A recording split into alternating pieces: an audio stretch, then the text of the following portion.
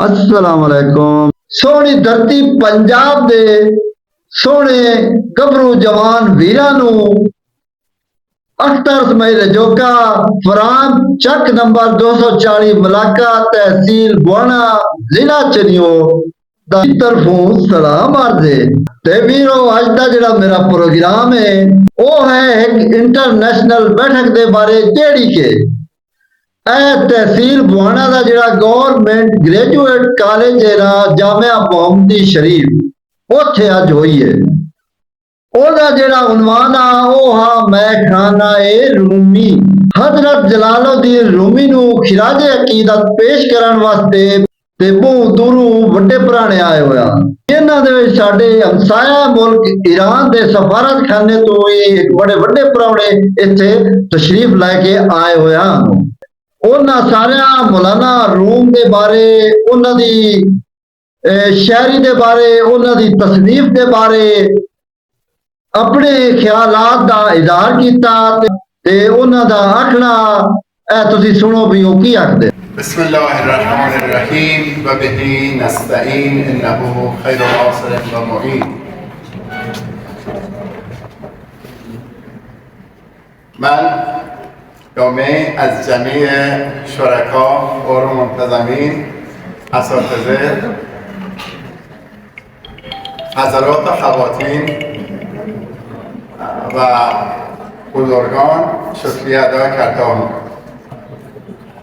علامه اقبال فرمایان ما ز نعمتهای او اخوان شدیم یک زبان و یک دل و یک جان شدیم یک زبان و یک دل و یک جان شدیم اور پاکستان که در میان دیرین تعلقات ہے پاکستان اور ایران دو بایی دو دوست دو ایسی همسایه ممالک ہے جن کی ثقافت اور تہذیب مشترک ہے ما دو برادریم که در مهد روزگار پروردگان دامن یک مادر آمدیم بیرون ز کشور خود و در کشور خودیم از موطنی به موطن دیگر در آمدیم हम न सिर्फ बाई और हम नस्ल है बल्कि हमारी दिन भी एक है هست ما را ز دوره‌های قدیم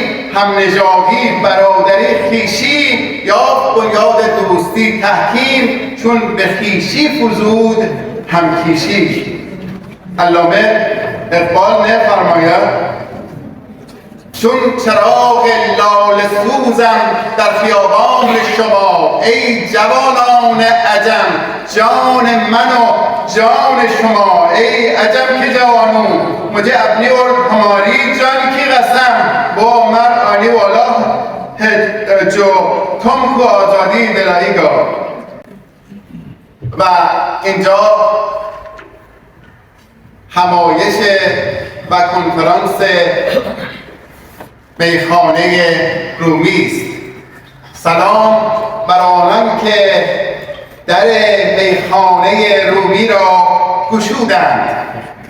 سلام بر شاعران و ادیبان. سلام بر آنان که در پی نورند. من سخنم را در رابطه با این کنفرانس از یک سوال آغاز می کنم که مولانا برای انسان امروز چه کاربردی دارد و چه نیازی هست که ما بزرگداشت مولانا را داشته باشیم. मैं आज आज की तकरीब का उन्वान मैखाना रूमी है और मैं सलाम करता हूँ उन असातिज़ा उन मसूलिन का उन अहदेदारान का जिन्होंने मैखाना रूमी का दरवाज़ा आज की तकरीब में खोला। मैं अपनी बातों का आगाज़ एक सवाल से करना चाहूँगा। वो सवाल ये है कि आज के दौर में हमें रूमी की तालीमात की ज़रूरत क्यों है, हमें क्यों मौलाना रूमी को पढ़ना चाहिए। مولوی چه دردی از جامعه امروز ما دوا می‌کند. اگر دردها را بشناسیم میشناسیم بهتر میتوانیم از داروها استفاده کنیم. پس سوال را به شکل دیگر مطرح میکنم که مولانا چه دردی از جامعه امروز ما دوا میکند؟ ما چه درد داریم و دارو چیست؟ मौलाना रूमी हमारी कौन सी तकालीफ को दूर करेगा? वो आज के दौर में अगर हमें अपनी तकालीफ, हमें अपनी बीमारी का पता लग जाए तो उसका इलाज भी आसान होगा। तो मैं अपने सवाल को इस तरह दोहराता हूँ कि हम मौलाना रूमी हमारी कौन सी तकालीफ को दूर करेगा, हमारी कौन सी बीमारियों का इलाज करेगा? یکی از دردهای جامعه امروز ما و دنیای امروزی جنگ و آشوب و بحران و خونریزی است. این درد ماست و دوای آن را مولانا بیان می‌کند. हमारे आज के माशरे की जो एक सबसे बड़ी तकलीफ और बीमारी है वो जंग और नाअमनी है, जो जिसने हमारे माशरों को, पूरी दुनिया को घेर लिया है, और इसका इलाज मौलाना की किताब मसनवी में है।